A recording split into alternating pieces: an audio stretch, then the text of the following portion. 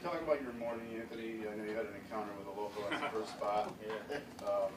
Just tell us how that went. His nickname is Mr. Personality. Okay. He's got a reputation here on the lake, and I didn't know.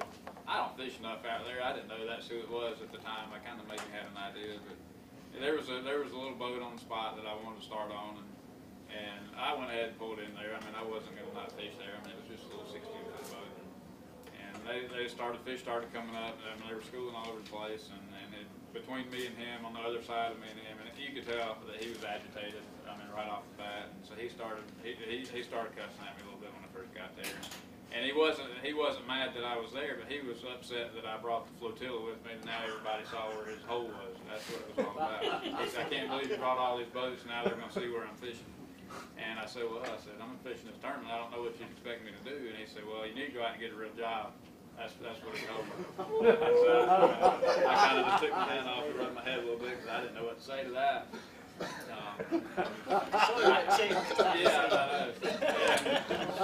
We never argued. I never got mad. I never said anything abrasive or anything. And finally, he stayed about an hour. I mean, he was probably there a good hour, and I had to fish around him and through him and over him. I threw over his line a couple of times when they'd break on the other side of the boat. I didn't care. He finally left on his own accord. So you didn't get your head out? Did you want? Oh yeah, no, he rattled me. Yeah, he rattled the heck out of me.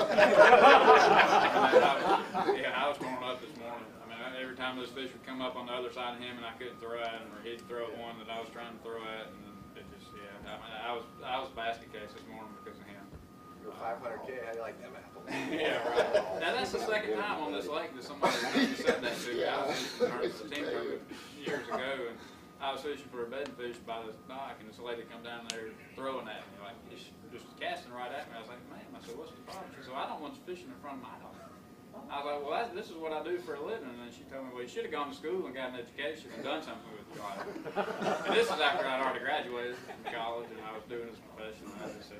And I said, oh, that's fine. And I left, and I called the game warden actually, and he called her up and scared the daylights out of her because he told her they could cite her for, assault or aggravating the fisher or whatever. But it's a pretty good story. I never heard from her again.